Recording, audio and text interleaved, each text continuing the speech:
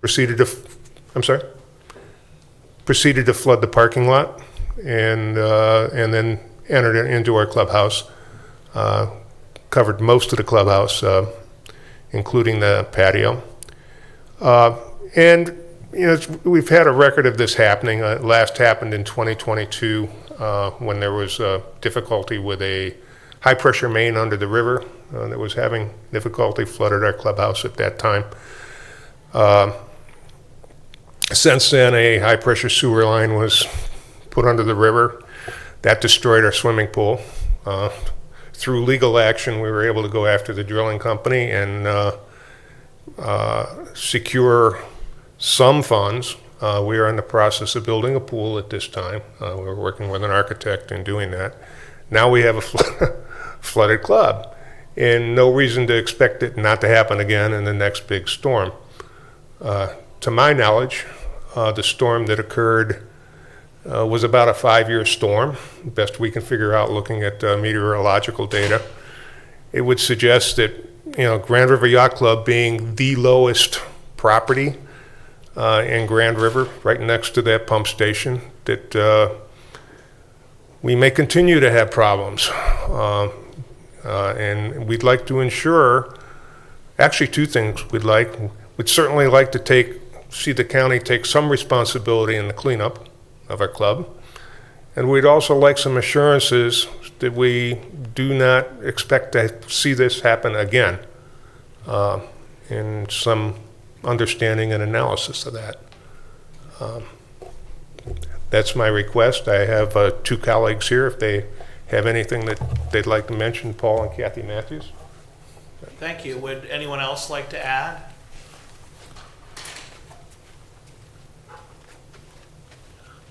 I'm Paul Matthews, 171 Casement Avenue. Also, all three of us are past commodores at Grand River Yacht Club. We're all actively involved in administration of the club, and we could have many more members down here too. Well, thank you. Thank you for your service. No problem. This is it. It's just been embarrassing that we've had this ongoing problem. The club members, when we have an event like this, we try to clean up ourselves. And then that gives us, when there's an insurance settlement, that gives us a little bit of money to do maintenance and upgrades in the club. But we've lost members because of the sewage problem. People have kids, people have dogs, and it's just unsafe for them to be down there. We have never, when we've had sewage events in the past, the county has paid for the cleanup, and we don't have the expertise in-house to know how to do that. So right now we're faced with the situation where we had a flood in the spring from the ice backing up. We were in the process of finalizing the cleanup from that, and now we have the sewage problem. But we have not had to deal with the cleanup of the sewage ourselves. The county's come and they've scraped gravel out for us, replaced the gravel in the driveway. The clubhouse has been cleaned and sanitized. The carpets have all been replaced. But now we're faced with doing that ourselves. Or having the insurance company do it if we can get a settlement from them. We're actively working with them at the moment, but we don't know what's going to happen yet. And we're in limbo right now because we're about to start the season. People are beginning to show up, and yet we're stalled because we don't know where to go with this. So we're looking for a timely answer to get started. Any questions for me? Anyone else? Thank you.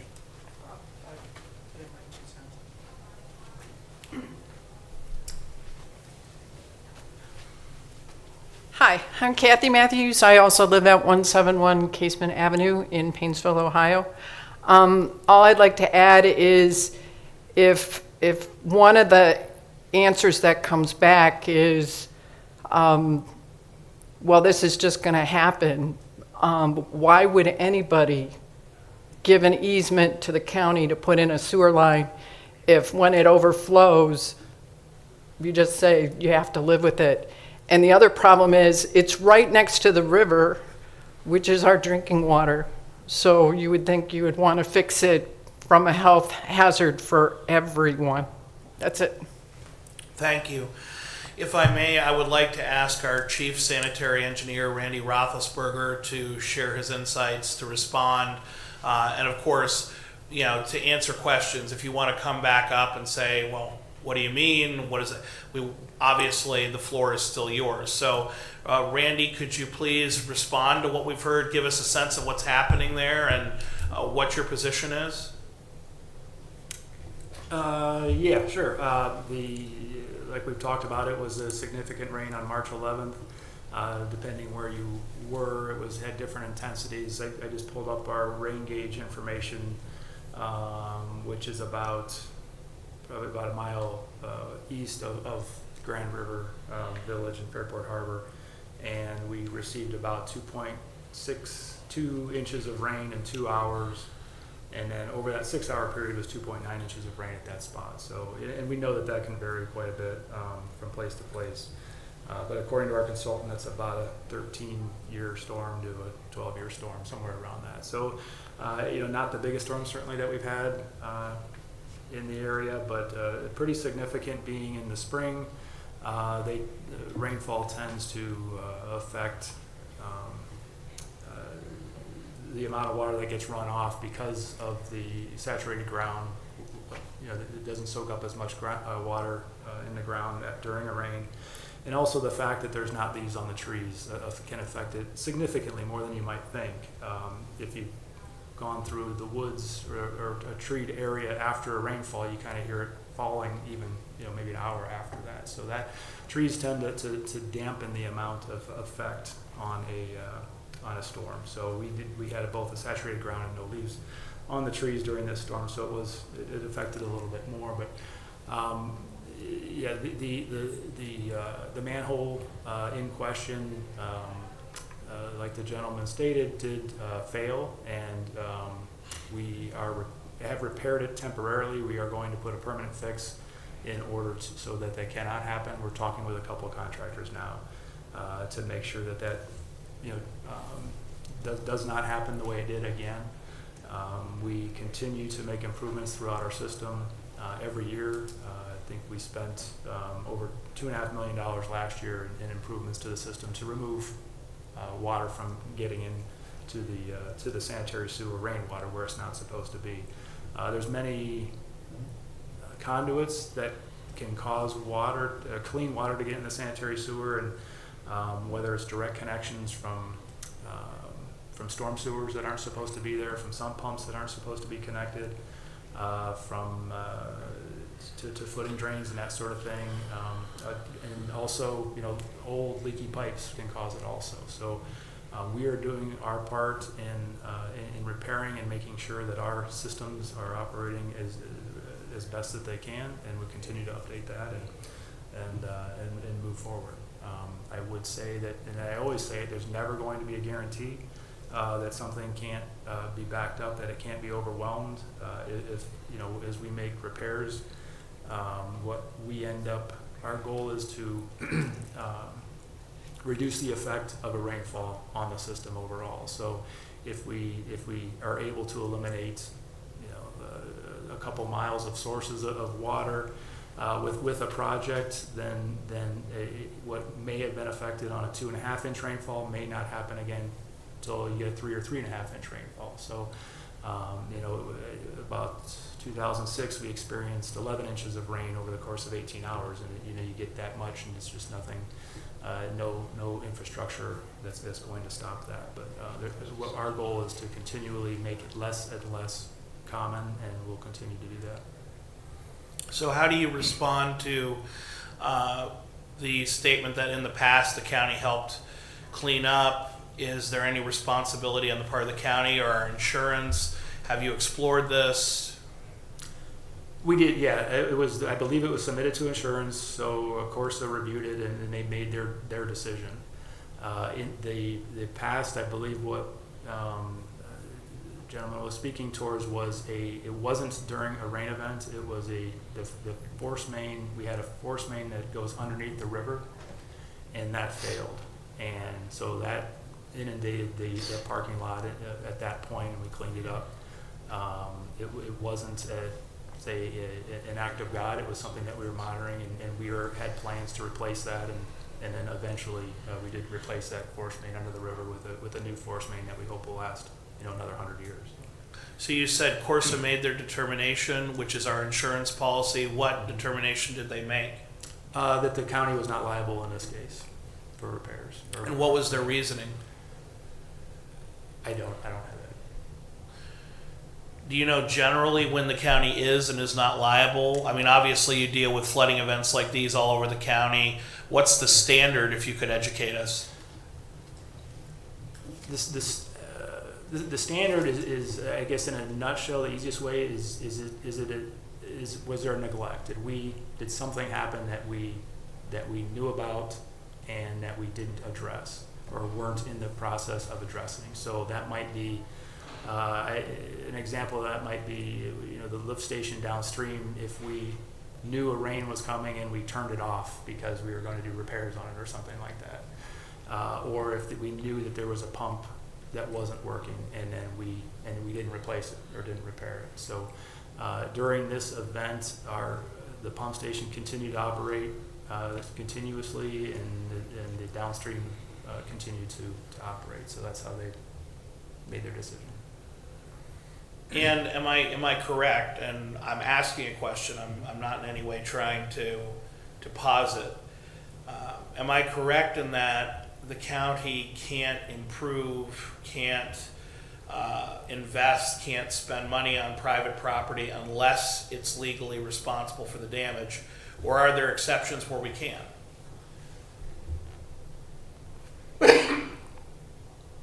I'm sorry.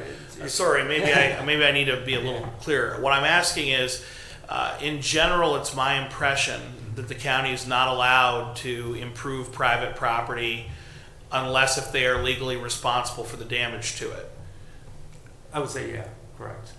So I think that's the complicating factor, and we have an objective third party which is applying the neglect standard and is telling us you're not legally responsible.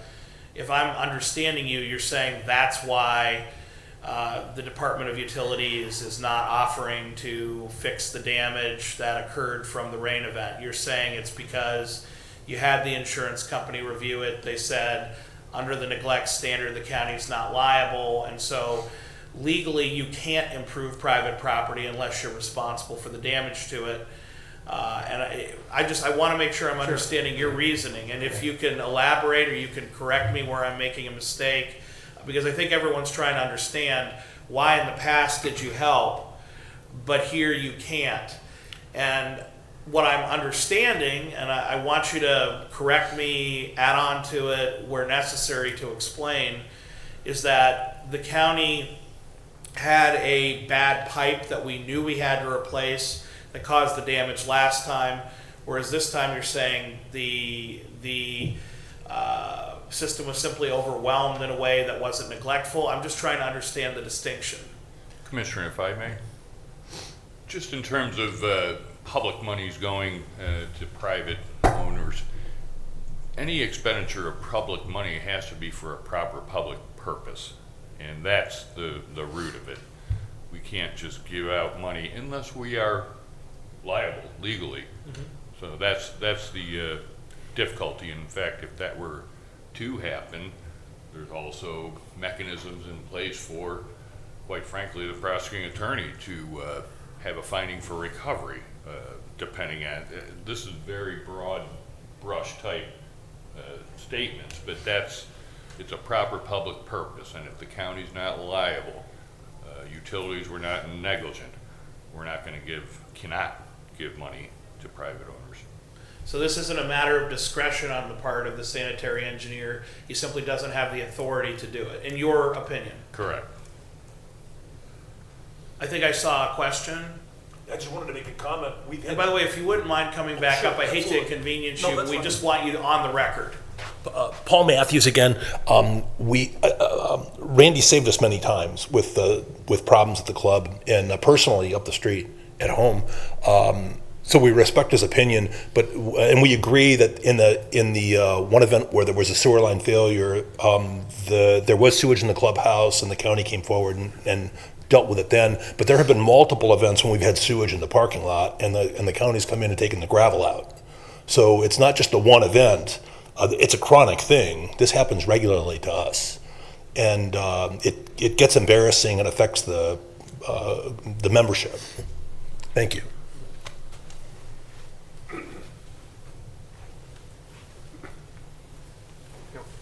I would also like to point out in 2006 storm, 11-inch storm, granted that was in the middle of the summer, I believe July, perhaps, if I'm correct.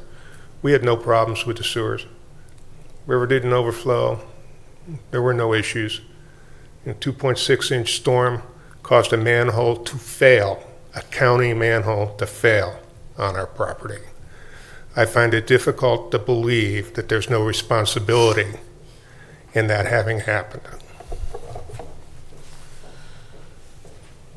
So Randy, can you respond and give some insight into why you don't believe the county is or why Corsa says the county is responsible? I mean, I've said what I know, and that's what it is. And I mean, you're telling me that the river didn't come up over the bank? And Nope. Well, the river did The not boats come did. I mean, River was fine. Sewer was fine. Kathy Matthews again.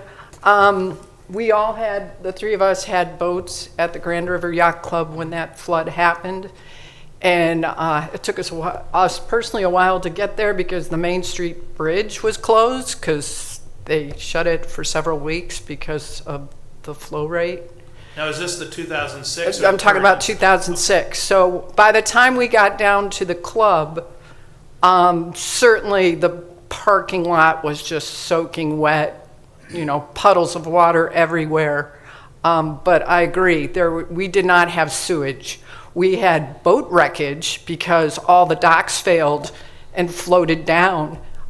We were on national news. Actually, President Bush came to recognize the local officials for the rescue that they did at the base of the Main Street Bridge of those condos.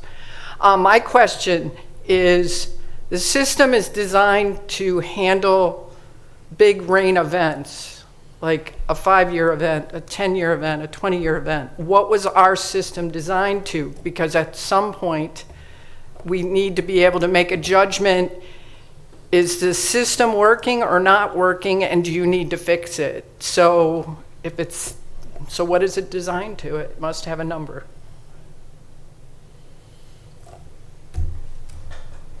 there is not supposed to be any stormwater coming into the sanitary sewer, period.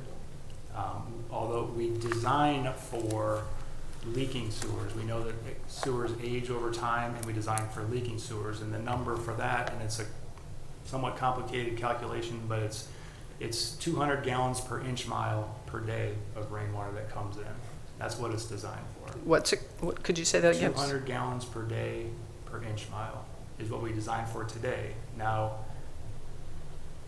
Grand River was built, I mean, most of those sewers are 100 years old. I can't tell you what the standard was 100 years ago or 9 years ago, whenever that was built. But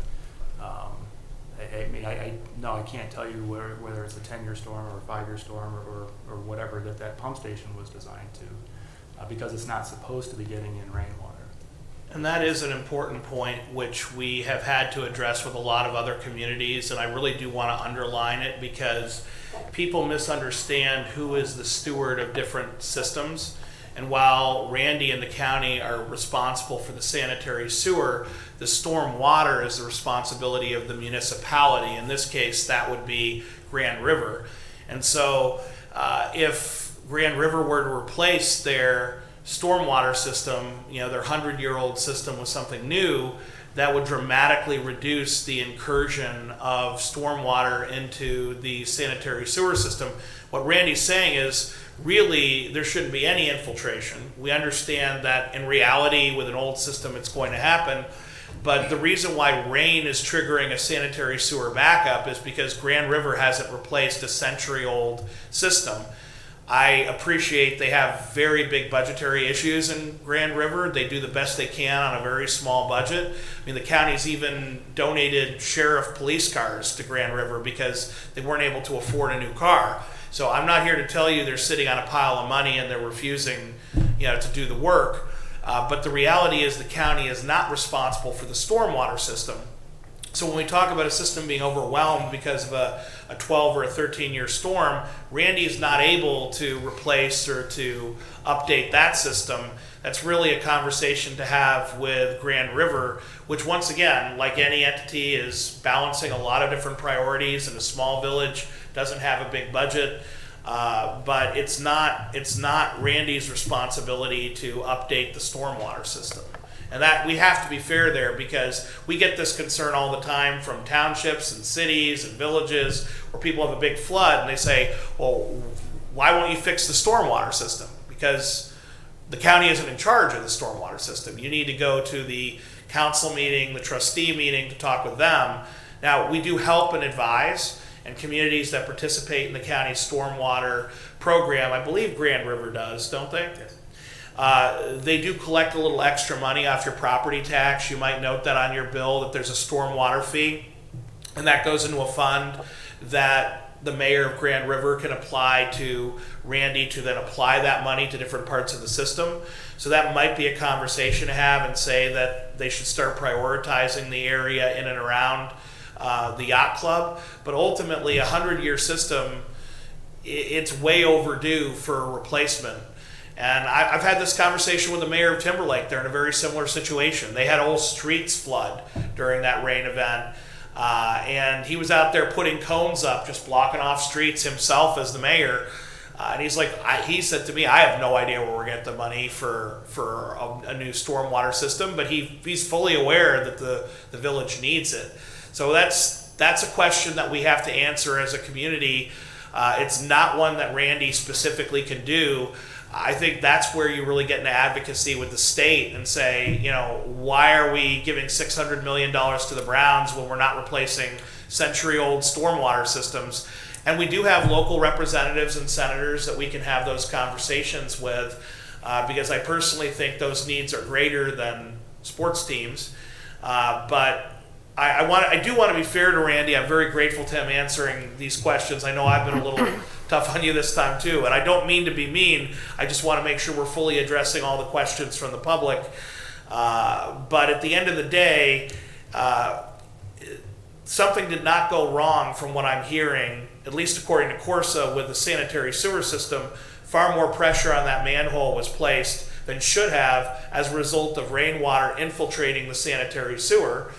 And it would be very easy for us to just blame Grand River and say, well, they need to replace their system now. The problem is, where does Grand River get the money for that? And the only solution I can point to that even seems reasonable given everyone's respective budgets is the state of Ohio needs to look at these aging stormwater systems more critically. They're certainly spending a lot of money on data centers, a lot of money on sports teams. That's public record. It's time, I think, to look at more basic infrastructure. Just one more comment. You all know what a red tag is in industry. So like, say there's a gas line, natural gas line leaking, and the gas company comes out and red tags your house because it's a safety issue because it could blow up.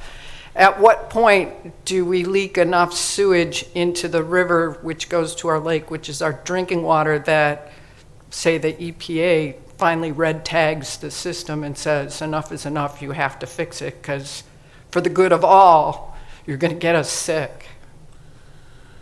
Do we have a substantial amount of sanitary sewer leaking into the river, Randy? I mean, just over time? I mean, we report it to the EPA every time we have any sewage that hits the ground for any reason is reported to the EPA. And have we received any concerns from them that it's excessive? Nothing recent. No.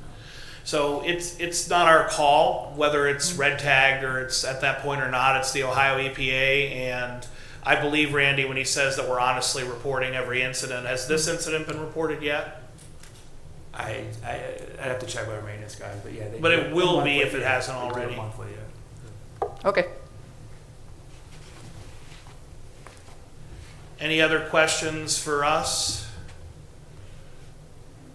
I know that this isn't exactly a happy conversation, but we appreciate you bringing the concern forward, and it certainly reinforces to me the need for more advocacy for not just Grand River, but all of our communities with aging stormwater systems, we really do need help. And some of that means that the municipalities need to prioritize stormwater more so. Some of that means the state is probably going to have to be asked more forcefully for help, because you can't squeeze blood out of a turnip.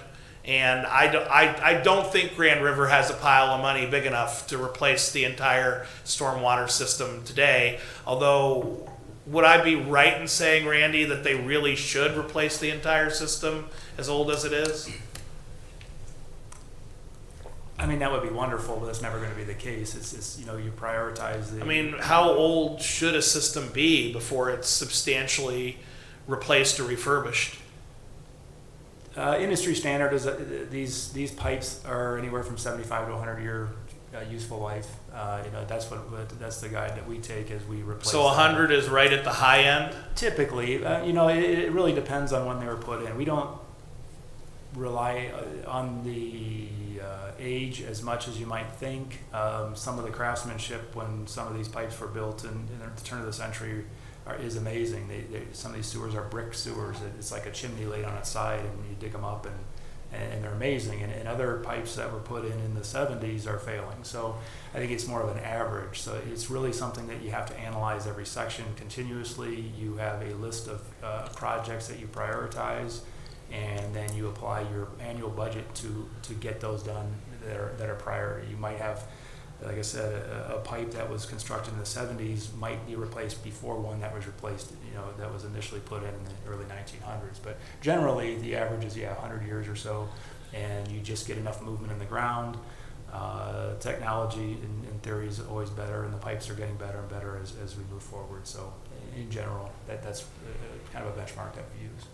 Randy, I have a couple just questions / observations on a few things to the point of the aging system. You know, my understanding is, and I forget when, but stormwater in concept is relatively new. We've had so many issues over the last 20 years. The Stormwater Agency was sort of put in place to deal specifically with these problems. Underlying that is the fact that there's a significant amount of aging. I mean, the Northeast Ohio, the Cleveland area is an old community, and some of this stuff goes way back. So there is that whole infrastructure. And I'd like to circle back to something Commissioner Plechik mentioned, which was the stormwater. And I know I'm familiar with the Stormwater Agency and the fact that the communities collect stormwater funds, to which there's always that opportunity when stormwater presents a problem in the community to sit down and look, is there a project that can mitigate it? We've seen the townships take that on. I've been involved in that. Is it worthy to try to, I mean, have we been able to, is there a possibility to backtrack this to an area where there might be the candidate to do some projects? Is it worth getting with Mr. Miller to take a look at this, or is it just too hard to pin down? You know, again, you've got an aging system that probably wasn't designed to consider stormwater. I mean, that's a newer concept, and you know, we're seeing this across the county. There's all kinds of places. I had problems in Willoughby, stormwater problems, and eventually, you know, in penetration to sanitary systems. As things get older and communities grow, we're just seeing that as more of a thing. Those old systems weren't really designed with that thought process, just stormwater and sanitary, and here we are 100 years later with more wisdom. But circling back to the question about stormwater, is it worth to try to see if there's some sort of event or an area where there might be an ability to try to head this off, or is it just too hard to pin down? No, yeah, absolutely. I think, you know, each community, each area needs to, you know, evaluate what their system is doing, and sometimes it's easy, sometimes it's not. You know, you have to find it while it's raining, you know, a lot of these sources. So if you're not actually out there observing, when usually our guys are out there working, so that can make it difficult. And you also can't really analyze it until you get a big storm. So it's kind of like a double-edged sword. You're sitting there waiting for the big storm to happen so you can analyze it, but then that can also cause issues. But certainly, I think any community should be, that's responsible for storm sewers or sanitary sewers like we are, should be constantly analyzing where they can make improvements and have a you know, an idea, or I keep going back to a priority list of what they need to do and what they need to consider. So yeah, I think, and if we ask Tim today and his group, they probably have some areas in Grand River that could be improved. I'm not saying it's entirely because of the storm sewer or anything like that, but all those, where you have lacking storm sewers tends to have increased problems with sanitary sewer. They go hand in hand. Not throwing, certainly there's projects that we're doing. We're digging in Grand River today, replacing a force main up there. It's part of our capital improvement plan that we invest, millions of dollars a year in to make sure that these facilities are operating, for the next 100 years. And having had some experience with this personally, is there any, back to Commissioner Plotnick's, discussing about the public and Mr. Hackman's comments regarding to jurisdiction, is there any, can we help partner or at least guide towards their private property recommendations they can do to mitigate this problem? Because, it just seems with these things, as they occur once, they start occurring more and more often.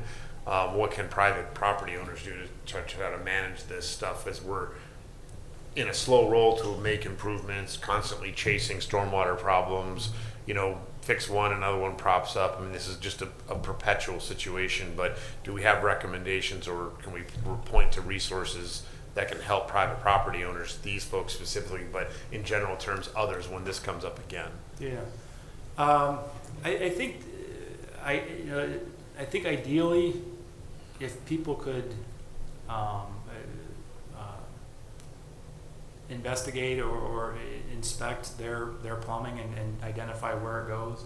I think one of the biggest culprits one of our biggest challenges, I should say, is sump pumps that discharge into the sanitary sewer. So that's groundwater that's directly related to rainfall that gets pumped into the sanitary sewer that we don't have, coming from private property, that we don't have any way to find that. You can't, there's not like a test unless you actually get into somebody's basement and their sump pump and can then do a dye test on that. So, but just if people could take a look at that, and if it is discharging into the sanitary sewer, then repairing it, doing it, have it discharged somewhere else. We do offer inspections. We've actually done about 3 or 4 this week in the Lake Erie Shores area. We've gone out and inspected some of their the sump pumps, and so far they've been tied in properly. However, one of the property owners said during that last rain that the sump pump couldn't keep up. So what happened was the water came up out of her sump pump and put an inch or 2 in her basement, and that's groundwater, but then the basement drain goes into the sanitary sewer. So that filled up. The sump pump couldn't keep up. The groundwater went in the sanitary sewers. You have 2 or 3 of those, and that can cause a big problem. So Randy, if I understand you correctly, you're saying that the Department of Utilities offers a free inspection to any resident who wants it to confirm that their sump pump isn't improperly plugged into sanitary sewer? Right. I think that's something we really need to advertise more, because this is becoming a bigger problem in places like Painesville Township, Fairport Harbor, where we've had a lot of flooding. And you said that even 2 or 3 houses can make the difference between everyone's basements flooding or not. So if even a handful of people step forward and we catch one, that might be the difference between thousands of dollars of damage in a dozen people's houses or not. I'd like to see your department have an article in one of our next newsletters. And if you have any other means of sharing that via social media, etc., I think we really want to advertise the fact that we will do free inspections and that this is one of the biggest contributors to flooding. I think that most people want to be good neighbors. They don't even know that their plumber may have installed their sump pump inappropriately. And so we really want to fix this problem where people are willing to help. So let's advertise that. To Commissioner McIntosh's point, I would love to see Tim Miller, at the very least, reach out to Grand River, express that this is a serious problem and that with their aging system, they need to have a solid priority list. They may not have the resources to fix everything now, but at the very least, they should have a plan, and we should have an honest sense of what their plan is. What's the first project, second, third, and do they have the resources to at least do one? Because ultimately, there has to be some plan going forward. So at a minimum, I think Tim should reach out, offer his help, express the concerns that we've gotten, and how, short of upgrading the storm sewer, this probably will happen again. Not the exact same thing, because we're going to have a better manhole that won't burst, even with the excessive water pressure, but there's always another place for water to go. I mean, that's the thing with water. There'll always be another place for it to flood, get out, get into a basement, get into a building. So as long as there's stormwater sewer infiltration, there's going to be flooding when you have a big rain event. So could we have Tim Miller reach out to Grand River and try to help them, at least find out if they have a priority list, and if they don't, get them started on working on one? Of course.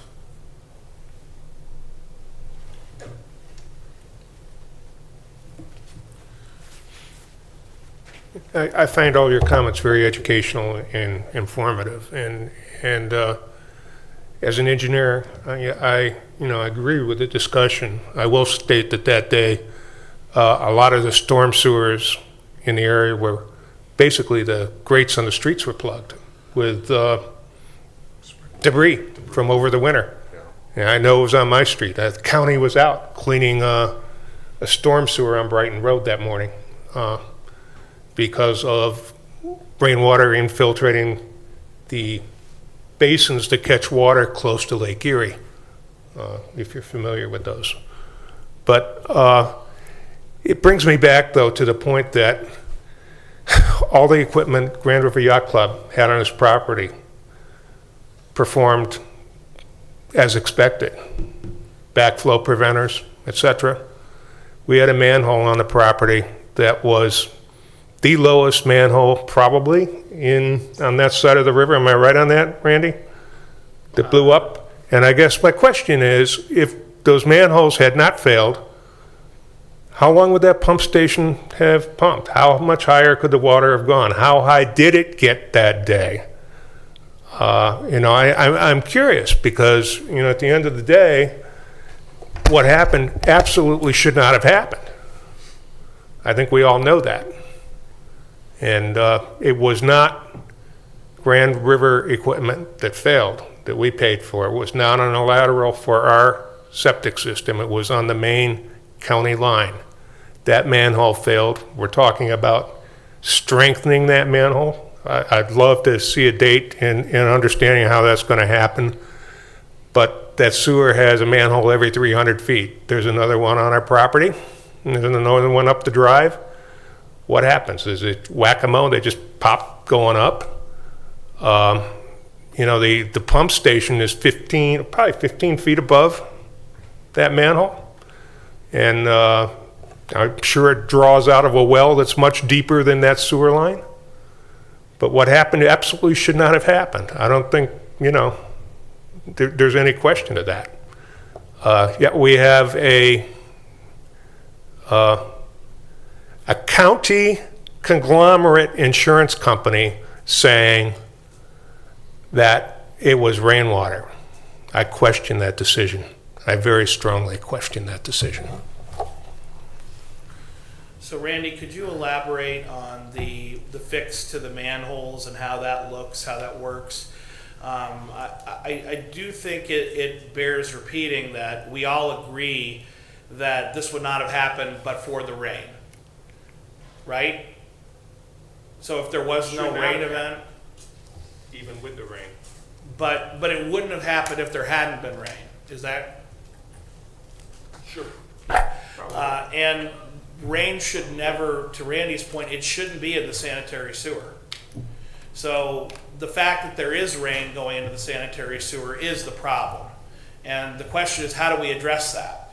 Because if there's an excessive amount of rain going into a sanitary sewer, you can plan for some, but you can't plan for unlimited. You can't plan for 12, 13-year storms, which is accordingly what our consultant says. Whether it's 5 or 10, it's still a lot of rain. There shouldn't be rainwater in the sanitary sewer, material enough to pop a manhole. I mean, that's a lot of pressure to actually pop a manhole. So we're not talking about a small amount of infiltration here. We're talking about a lot of infiltration, unless I'm completely mistaken, to build that kind of pressure. So the problem is not that the sanitary sewer system doesn't work. The problem is that rainwater is coming into the sanitary sewer system. It didn't happen on a sunny day, it happened on a rainy day, so it makes it pretty easy to diagnose that much. And ultimately what we all care about is stopping it from happening again. So, worrying about what happened is important, but more so, we need to know how to prevent it. And the ultimate solution is fixing the stormwater system, which once again is Grand River's to fix. Although we're going to have our people reach out to them aggressively and see if there is some resources they haven't dispatched. Maybe they do have some reserves they can spend in tandem with the stormwater fund that they have access to that might be able to make a material difference. It's time to ask those questions. But in the meanwhile, Randy, you have a proposal for the manhole that you think will make this type of incident less likely. Could you explain how this would work and how you'd reinforce a manhole? I don't have details at this point. We're talking with contractors and coming up with a plan. But could you give us a rough sense of, how does a manhole become stronger? Because honestly, I have no idea. Is it like a heavier manhole? Is it a different type of seal? So we have a concrete manhole that's about whatever depth it is, and then on top of that you have what we call grade rings, which are connected with concrete or cement, and then the lid is on top of that, and which is connected with concrete or cement. So we're looking at some alternative material to be able to seal that. Mm-hmm. That makes sense. So it would be sturdier material that could handle more PSI. Yes. I didn't see it, but just to clarify, it wasn't the manhole lid that came off. It was the whole flange that the manhole lid sits in. It was the grade ring that failed. Yes. So it was a mechanical failure of the hardware. It wasn't the lid came off.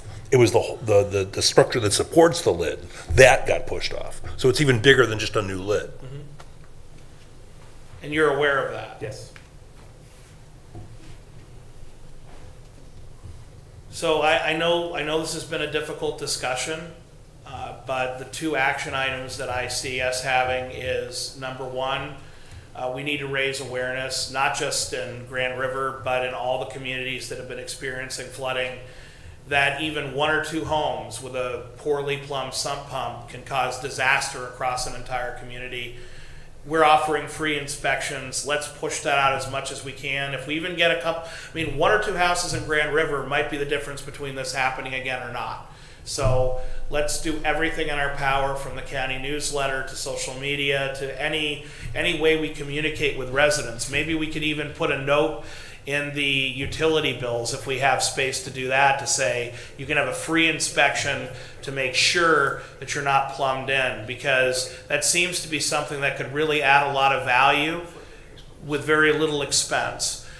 And second, let's have Tim Miller reach out to Grand River and say, we know your budget's tight, but your system's very old and there needs to be a plan. Let's talk about how the county can help. Let's look at priorities. So any other thoughts or questions? Commissioner McIntosh? Nothing additional. I guess I'll close by saying to circle back when Randy has more of an idea to sort of answer the question about the reinforcement process and how that might, that would be I'd like to hear what that, when that comes through, where we are at, and maybe potentially have some follow-up questions at that time. But I'd like to wait and see, and I agree with Commissioner Plechik. I think reaching out to Mr. Miller and seeing if there's any known issues or if there's already a priority list in Grand River, and how, again, to your point though of saying I understand it's hard to identify any of the known issues and trace them back to whether they were contributory to this problem or not. But I think it's worth a conversation to see where their perspective is as far as stormwater in Fairport Harbor. And again, I think we're talking about an old system, and I would imagine, I know with respect to the problem in Erie Shores, you and I talked about the sump pump system, and when you're dealing with new construction, you're dealing with inspections, and again, we have the purview of stormwater as some more current issue, and we're more aware of don't tie that in and all of that situation.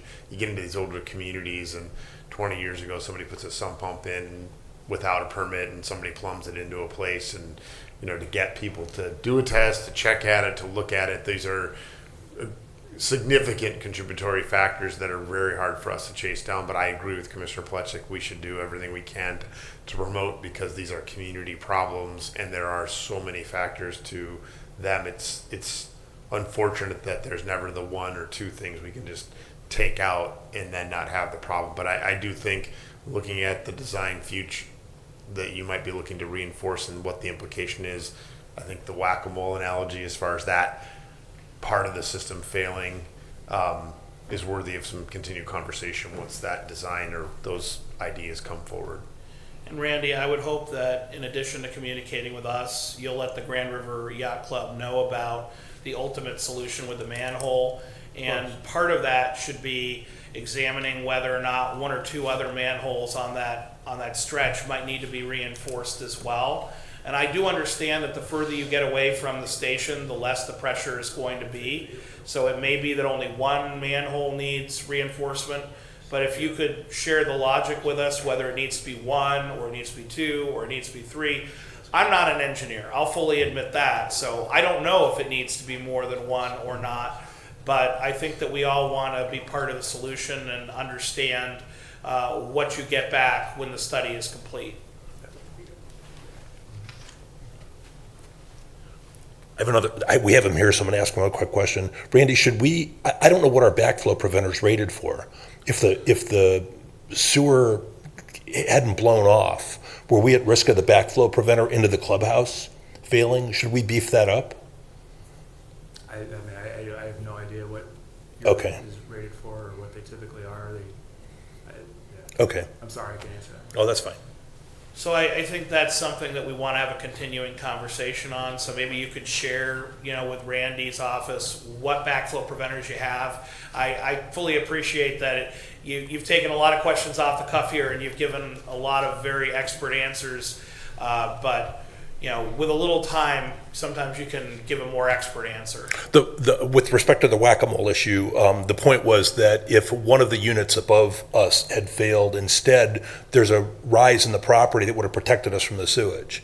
The fact that the one that failed is in the clubhouse grounds, that's what put sewage in the clubhouse. So I don't know that we want you to fix the ones upstream of us, because if one of them blows off, that protects us. That's why I was asking about the backflow preventer. If you fix those two, we see even more pressure, and now it's more likely that our backflow preventer is going to fail, and everything comes up through the clubhouse. Well, please share the specs on those with Randy, so he has that as part of his consideration. So want to make sure, any other thoughts, questions, concerns? Well, want to thank you for joining us. I know this has been a tough conversation, but I feel like it's been a productive one. And you're always welcome back next time. I'm sure that there'll be more to discuss. So, don't hesitate to rejoin us at a future workshop after we all learn more. So if there's nothing more from anyone, I will adjourn. Thank you. Thank you.